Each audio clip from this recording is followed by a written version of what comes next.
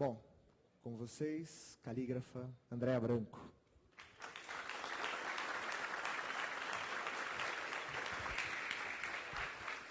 Obrigada. É um prazer incrível poder estar aqui, né? Vendo o Diatipo crescer, eu estava no primeiro e alguns outros, não todos, né? E na hora do almoço a gente estava conversando. O que eu gosto de chamar essa roda incrível, né? A tipografia e, no fim das contas, a caligrafia, né? Entrando junto para contribuir e as nossas letras brasileiras crescendo para caramba, né? Em qualidade, em cuidado e tudo mais. Quando eu vi o gráfico do Ricardo Esteves falando das fontes brasileiras crescendo super no gráfico do MyFonts, né? Eu enxerguei um pouquinho onde é que entrei nesse rolo, né?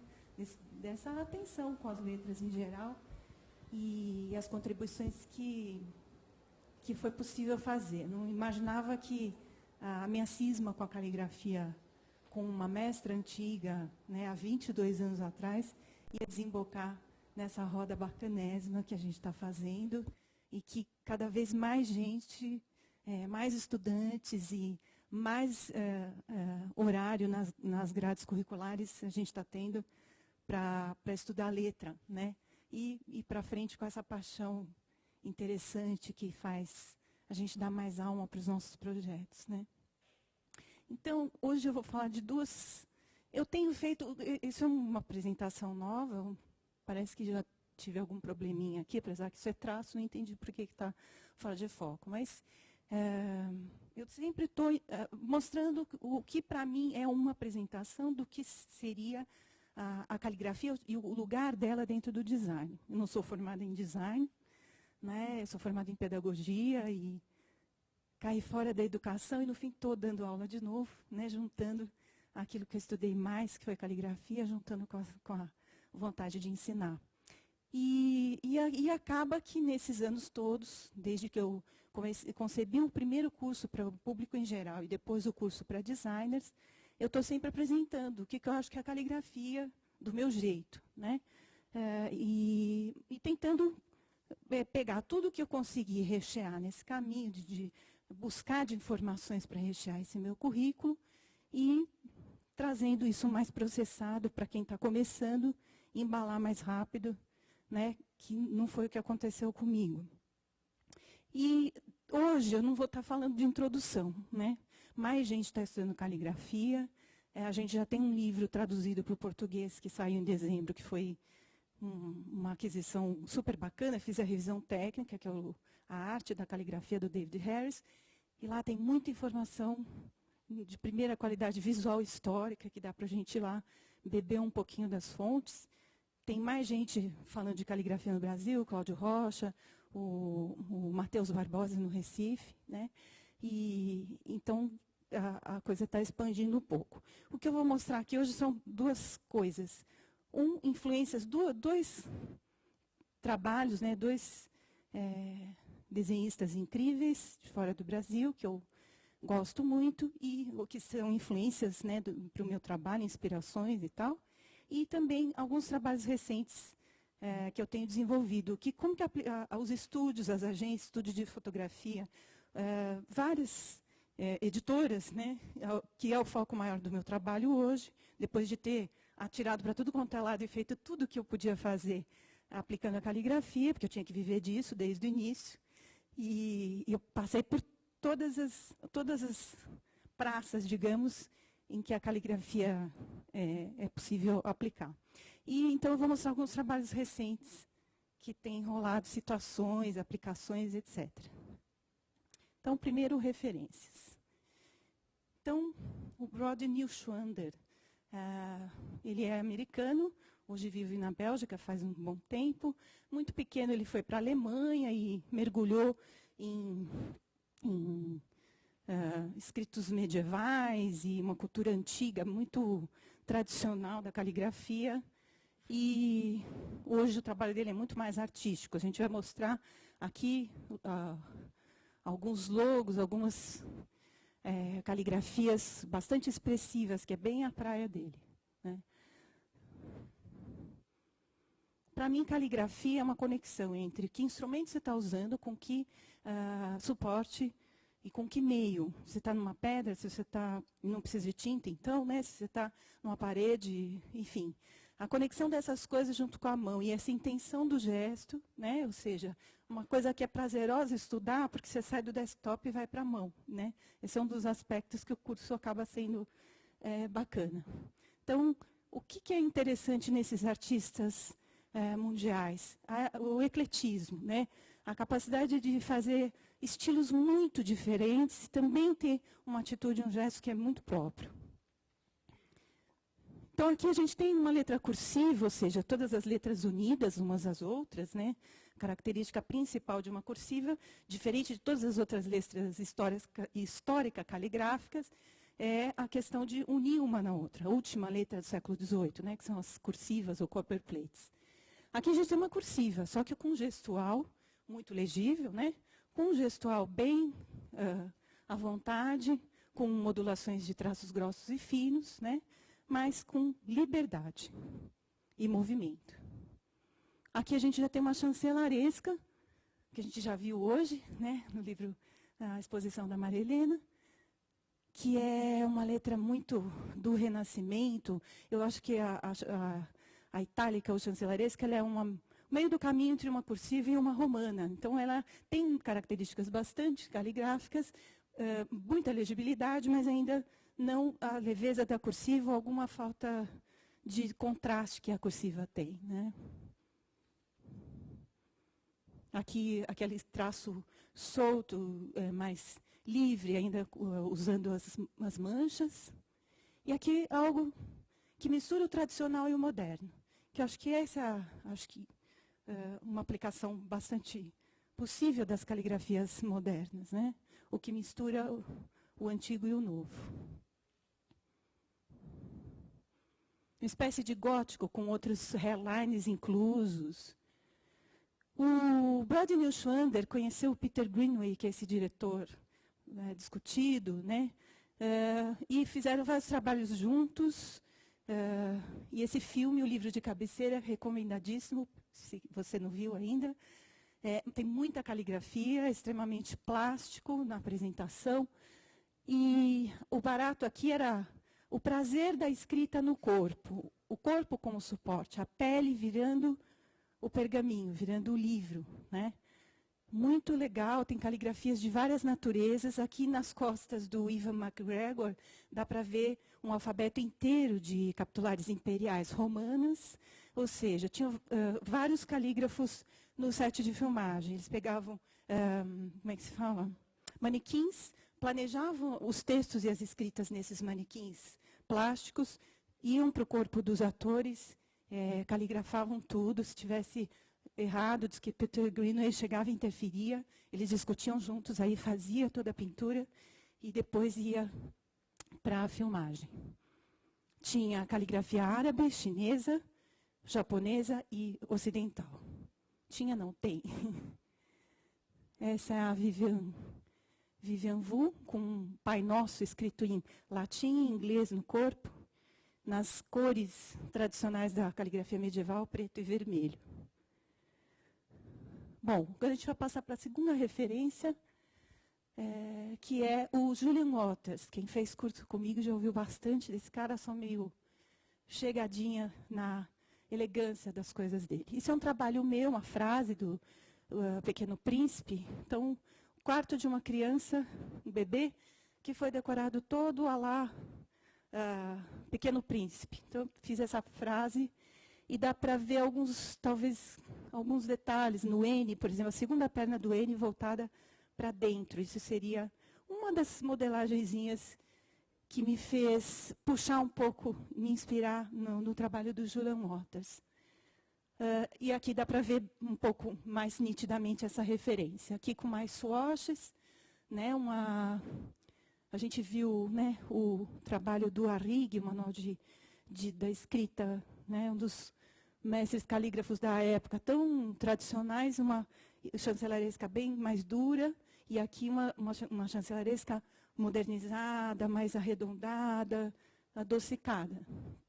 Aqui um outro trabalho do Julian, também na mesma praia, porém usando muito light essa chancelaresca. Esse é um cartaz daquele complexo de museus Smithsonian que tem em Washington. Eu virei isso para a gente olhar aqui. Serifas delicadíssimas, em forma de gota, certas incisões que eu acho geniais aqui na parte de baixo, deixando aberturas aqui no A, essa aberturazinha no O. E essas delicadezas, né?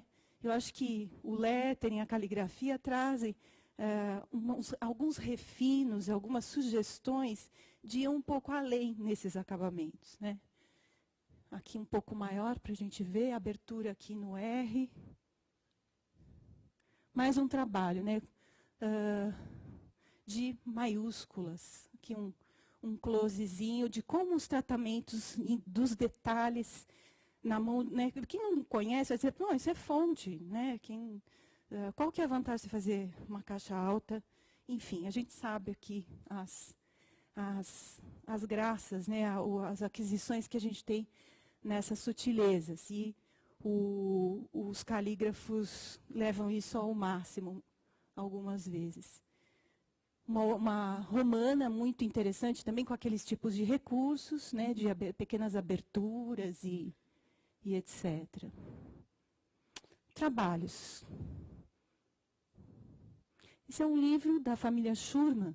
Está saindo do forno agorinha. Nesse caso aqui, eu fiz a finalização. Então, não tem tanto a minha interferência direta nesse. Então, finalizei o ao vento, quer dizer, dei um banhinho de loja no esboço que tinha sido feito e fiz a arte final desses hairlines. É um trabalho que tem acontecido muito. A editora Abril me chama para fazer legendas e ilustrações dentro de matérias. Aventuras na História, super interessante, algumas coisas assim. Isso aqui é uma página dupla, né? A gente veria a dobra da revista aqui no meio, sobre a mulher dos 30 anos, né, baseada na obra do Honoré de Balzac.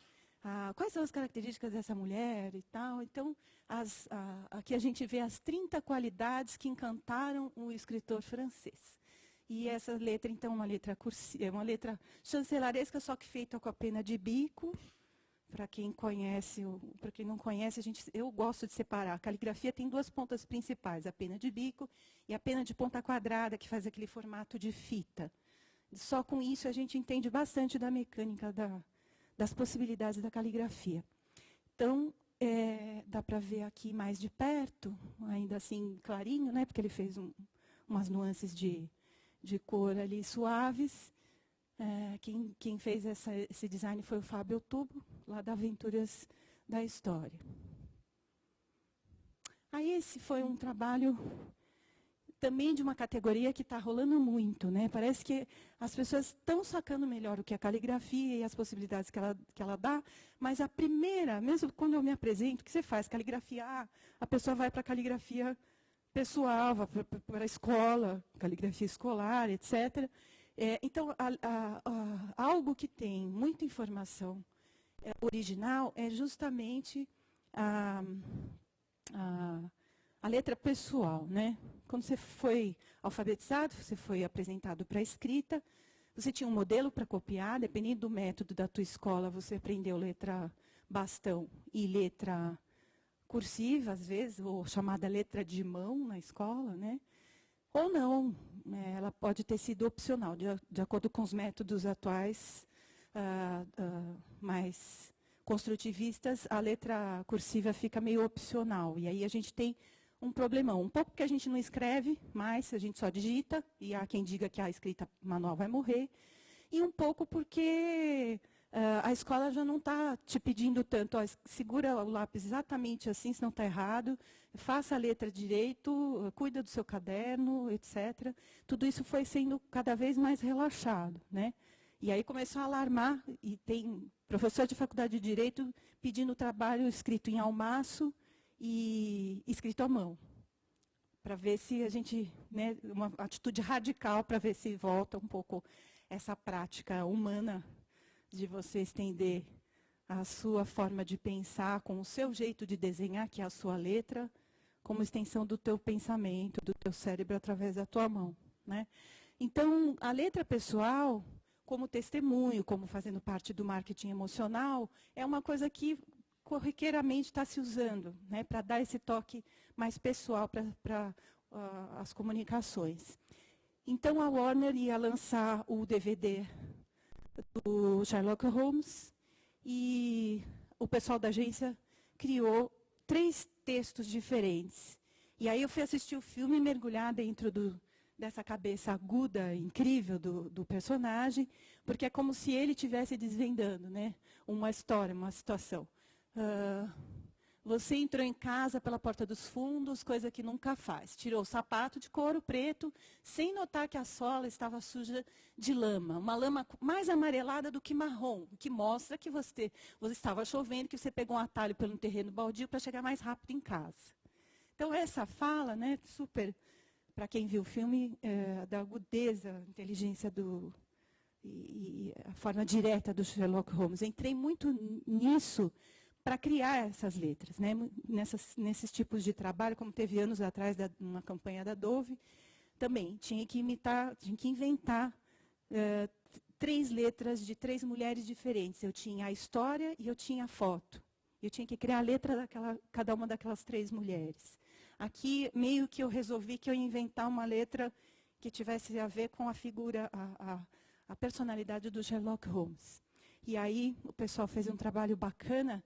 Eu fiz isso preto numa folha branca e depois todo o trabalho foi aplicado. Então, eu entrei um pouco nesse clima, letra antiga, século XVIII, né? Uma letra de época, onde se escrevia com pena de molhar, no dia a dia, né? Onde já tinham os escrivões, onde tudo era escrito e registrado em livros e tudo mais. Então, uma letra antiga, inclinada para a direita, que mostra o dinamismo da pessoa, e um pouco fechada nos As e tal. A segunda versão, mas o fundo mais azulado, é outra história. Eu peguei esse gesto assim, bem firme e bem agudo, né, que é a forma como o personagem entrava nas coisas e resolvia e desvendava as situações. E uma última letra, assim, com uma ponta quadrada bem fininha, que dá um pouco mais de contraste, um pouco mais arredondada. Esse também é um caso assim, revista Meio Mensagem, várias figuras importantes do marketing, dentro dessa campanha que chama Sem Argumentos Fortes, Você Não Sobrevive no Mercado. Então, esse é o Sérgio Amado, presidente nacional da Ogilvy, e, às vezes, as caligrafias eram usadas dessas figuras. E, às vezes, era necessário criar uma letra mais legível para a aplicação. E essa foi a letra que eu propus para esse caso. Isso já foi veiculado, né?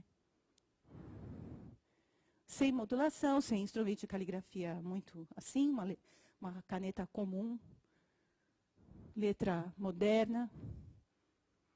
As fotos estão péssimas, mas vamos tentar. Esse projeto ficou lindo. Uma campanha da Canon para brigar por era uma concorrência, né, da agência Giovanni Draft para pegar a conta da Canon. Isso é um álbum de fotografias. Eu fiz esse lettering. Está vendo que está espelhado? Isso era assim mesmo. Você abrir, embaixo estava escrito assim, esse é um álbum, um livro para ser olhado de um jeito diferente. Então, esse era o lettering que aparecia do outro lado, né? Você vinha para cá, você abria assim, já com esse aviso, né? É para olhar diferente. E aí isso foi aplicado, eu fiz o lettering e foi aplicado com laser na capa, que era marrom. Foi um livro feito por uma encadernadora, todo à mão. E lá dentro, isso era a página de rosto, páginas creme, de Color Plus creme, tudo à mão. E a história era a todo momento conta. Eu criei 18 letras de pessoas. No verso de cada foto, tipo 20 por 12, não lembro exatamente o tamanho da foto, Eram fotos de pessoas que mandavam como se fosse para um concurso, ou para dizer um momento importante das suas vidas. E então tinha um texto que a pessoa falava: essa foto é importante para mim por causa disso, disso, disso, foi a primeira vez que isso, isso. Então eram pequenas histórias que tinham no verso. Eu criei 18 letras diferentes, pegando o espírito da mesma forma, pegando o espírito do texto e indo em frente. Essa era uma terceira página, que era um manifesto dizendo o que é esse tal do todo momento conta. Né? Também uma letra, eu fiz com uma pena fininha de caligrafia, mas era algo bem low, assim. Passava todas essas fotos e chegava no final, muito obrigado, fim, aí tinha o nome da agência de novo. Ambigrama é uma história que já está rodando por aí faz algum tempo, não sei se todos conhecem. São palavras que são modeladas com informações de alfabetos diversos que você tiver na sua cabeça, para que você leia a palavra tanto da frente para trás como de trás para frente. E aí vai acontecer isso aqui, ó. Você lê dos dois jeitos. Só que isso era para a capa da revista. E aí não passou. Os chefes não deixaram. Os designers quiseram, a gente fez o estudo. Mas capa para vender, ainda mais uma palavra como essa, que é tão popular, tinha que bater e dar para ver de qualquer jeito. Não podia ficar um pouco em dúvida. A ilustração tinha tudo a ver com esse design, mas não passou. Isso daqui é no Shopping Cidade Jardim, uma lousa, sugestões de produtos, perto dos caixas, uma loja grande que tem, um empório sofisticado e um bistrozinho do lado. Então, essa aqui teve que fazer um pouco de ginástica. E eu usei uma itálica também, que tem por essas características que eu tinha falado, só da itálica aqui hoje, né? Isso é uma sinalização, plaquinhas divertidas, ou designer, né? Saíde é do Estúdio Molotov, sócio do Nico, e fizeram várias graças tipográficas no casamento, e eu participei das placas, para levar o povo pelo caminho de quando o casamento é no campo, né? Então essas eram as placas que me indicavam um caminho. Eles me deram uma referência que eles queriam nessa praia e eu desenvolvi as soluções e pintei diretamente. Desenhei com giz e pintei. Isso é um estudo para pingente, né, de joia, de gargantilha. Legal porque são só 3 letras, tem um Y para ajudar, né? Em português a gente não tem muita descendente. E a escolhida foi a superior direita. Aqui foi uma outra coisa para Aventuras na História, uma matéria sobre Abraão. E falando das grandes tradições religiosas mundiais, isso foi um alfabeto que eu criei alá árabe, né? O que eu gosto de chamar de étnico. Não é? A gente está lendo nossos caracteres, nosso alfabeto ocidental romano, só com cara de outro alfabeto mundial. No caso árabe, uma frase do Alcorão, aqui do Talmud, revista Aventuras da História, a designer foi a Michele Kanashiro, essa é uma cara de hebraico. Vale lembrar que árabe e hebraico são lidos da direita para a esquerda, né? E um gótico, que aí já é uma coisa bem mais fácil para mim, mais introjetada, porque eu vim dessa caligrafia bem tradicional, uma frase da Bíblia. E aqui, por último, não é um trabalho, ainda é um making-off de um painel que eu estou fazendo para o showroom da fábrica de papéis Arjo Higgins. É um painel de 2,5 metros por 60, uma tripa, então tem que se virar, né, com um espaço assim alongado. E isso aqui ainda são as primeiras pranchas que eu estou fazendo. Ainda vai ter coisa mais solta, mas por enquanto ainda está assim. Vai ser um certo trajeto de coisas mais estruturadas e depois outras coisas mais gestuais. E deu pau.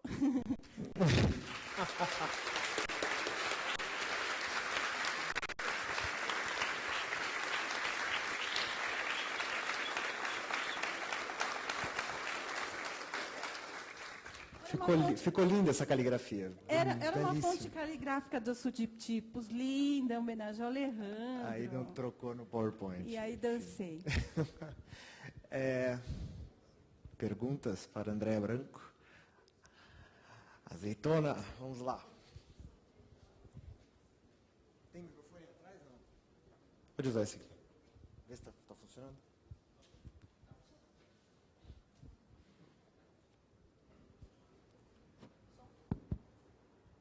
Opa, tudo bem, Andréia? Oi. Assim, quando eu faço um layout dentro do design gráfico, eu sempre procuro justificar ele de um modo racional, mesmo quando eu quero uma expressão muito específica, uma comunicação que seja emocional. E, sei lá, eu posso pegar, por exemplo, a teoria semiótica ou alguma outra coisa para justificar ele e me dar certeza que o que eu estou fazendo está comunicando o que eu quero comunicar. E o que eu vejo é que muitas vezes as pessoas que fazem isso, quando elas chegam na caligrafia, elas pecam um pouco nisso, elas confiam muito na sensibilidade delas e pecam em ter um background que nem o seu para justificar a caligrafia. E nessas situações eu vejo muitas vezes acontecer em que o cliente, ele fala, muda tudo. Ele Isso não acontece... aceita? Ele não aceita Sim. a caligrafia, é isso? Ou não aceita a caligrafia, ou ele encontra esses erros de sensibilidade, e isso faz com que o layout caia por terra.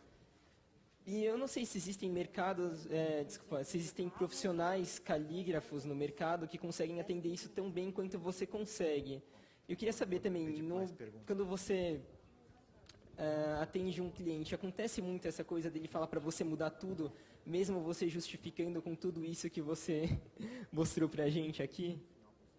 Acho que tem várias coisas que estão inclusas nisso, né? Primeiro, que eu acho que é muito novo para a gente. Se tipografia está crescendo e está muito mais fortemente representado e estudado, e os resultados já estão acontecendo, a caligrafia ainda é uma coisa muito novinha. Por isso que eu vivo apresentando a caligrafia, falando assim, olha, pode ser tudo isso. E essa apresentação são bases teóricas e históricas muito ainda no início.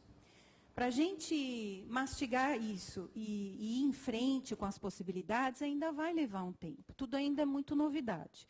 Comigo, vocês viram que as aplicações que estão acontecendo com os clientes, que me procuram, não porque eu preciso ainda, eu estou formatando um portfólio que represente mais as possibilidades de um modo mais profundo, para vender a ideia de um outro jeito. E começar, mas sem dúvida, ainda tem uma formação de cultura aí. Está muito incipiente.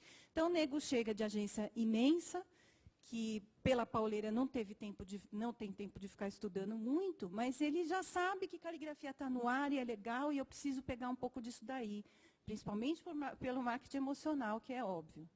Aí o cara pede um lettering, me pede textos simples, assim, de frases que vão ser aplicadas numa campanha, compra aquilo por um tempo, depois, quando acaba aquele tempo do contrato, coloca uma fonte no lugar para reimpressão. O cara, eu mando e põe um pouco de liberdade, faço cada A com uma puxadinha levemente diferente. Ele fala, não, mas eu queria que ficasse tudo mais igual. Eu falei, no telefone com o diretor de arte rapidamente, às vezes não dá para você falar, vamos conversar um pouquinho? Eu queria falar sobre caligrafia com você. Vamos amplificar as possibilidades. Então, ainda a gente está nesse tempo. A gente está nascendo para essas coisas, né? E ainda é muito reduzido. Então, a gente ainda está formando opinião. Quando esses layouts são apresentados, o cara que está representando isso para mostrar, ele também não tem, talvez, muito know-how. Então, ele não consegue trazer a firmeza e a força que convença o profissional, o professor, o boss, né? E não tem mesmo quem execute isso no mercado. E eu mesma, que me sinto um pouquinho mais, por tanto que eu já escrevi nesses anos todos, um pouquinho mais preparada, não se usa tantos recursos que seria possível. E pela pressa, maior parte das vezes, né?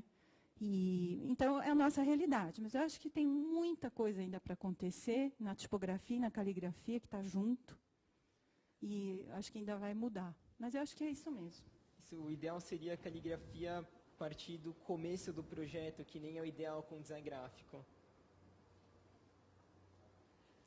É delicado a pertinência que a caligrafia tem, sabe? Ela não é aplicável a tantas coisas assim. Ela tem muitos espíritos, muitos modos, muitos climas possíveis, como as fontes têm.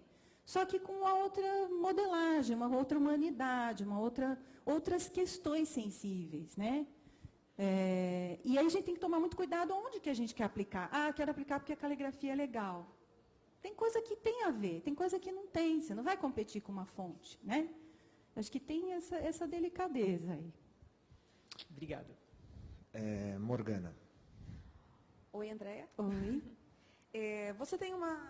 Você é professora, né, de caligrafia, você tem um ateliê.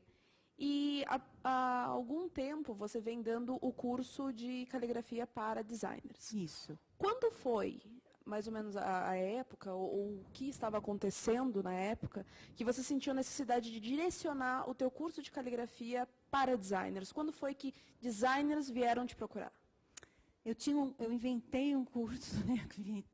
Eu criei uma forma de mostrar caligrafia para o público em geral. E montava as minhas turmas e isso foi crescendo. Só que começou a aparecer uns fregueses designers no meio. Ó, eu quero saber desse negócio aí. Só que um dia eu tinha 14, eu cabia 11 na sala, assim. Eu tinha 14 pessoas, 7 eram leigos, senhores, homens, mulheres, jovens, e metade era designer. Tinha o Aníbal, que eu não sei se está aqui, tinha o Gustavo, enfim, tinha uma galera, e aí eu falei assim, não dá mais. Porque ninguém ficou bem atendido. Né? E ficaram 14 pessoas, porque o amigo, não, mas ele que trouxe a gente, não, mas ele também tem que estar aqui hoje, não, mas ele não fez matrícula. E de 11 foi para 14, metade era design e acabou. Aí eu separei. Aí foi assim, vamos conversar com o público em geral. Você ama papelaria, letra, papel, você ama só a letra ou detesta só a letra, você acha lindo, pena. Então nós vamos conversar, vamos aprender a fazer sobrescrição de envelopes, que é o mercado, que é uma primeira aplicação mais fácil, a gente fala de layout, tenta profissionalizar um pouco mais essa fala. E os designers são vocês, que vêm com essa... 50% é olho, e o resto precisa de um pouquinho de mão, e precisa de mão só para entender os detalhes e mudar, rechear um pouquinho melhor a percepção do olho no fazer. Então, o curso vai para outro esquema, outro nível, outro discurso, e aí tem que ser outra coisa. Fui convidada por obra do Cláudio Rocha, fui convidada para ir para o IED, quando o IED chegou, o Instituto Europeu de Design chegou em São Paulo, e tinha um cara incrível, que era o Vincenzo Scarpellini, que era o coordenador, faleceu, infelizmente, poucos anos depois, que teve caligrafia quando ele estudou na Itália. E ele queria que a moçada aqui, nas artes visuais, visse qual que era da caligrafia. Então, em pouco tempo, eu tive que fazer um curso a jato para entrar no IED e falar para a gente que nunca ouviu falar de tipografia, falar de caligrafia, até para a web. Então, era um impacto muito grande. E daí teve muito do corpo que hoje é o curso para designers, né? Que é esse papo. Olho, um pouco de mão, não precisa ser calígrafo, mas precisa que você incorpore algumas coisas para dar recheio para o que se cria. Né? Temos mais 2 perguntas. Para cumprir, você vai pedir para respostas sucintas, mas tá bom, tá muito bom. Aníbal. Esse é o culpado de ter nascido o curso só para design, um dos. Bom, culpado, responsável, e agradeço. Eu fico lisonjeado, eu, Ferdil, a sala, somos um pouco parte da culpa de você ter também decidido isso. Não sei se também peço desculpas por ter atrapalhado sua aula aquele dia. E tantas outras. Mas depois ele voltou e fez o curso completo, já no novo formato. Que bom. Bom, não preciso nem falar o quanto admiro o seu trabalho, ele é realmente incrível, tudo que você mostra aí a gente fica emocionado, ao mesmo tempo que fica vidrado no que você mostra, e eu queria, por conta disso, que você falasse um pouquinho de como como que é o processo? Você traça um perfil psicológico? Como é que você monta o desenho para cada um desses personagens? Como é que é o seu processo realmente para criar letras tão diferenciadas entre um e outro? E como que isso passa pela sua cabeça? Então, vai ser legal, porque eu também vou aproveitar aqui e vou fazer um pedido para quem tiver afim.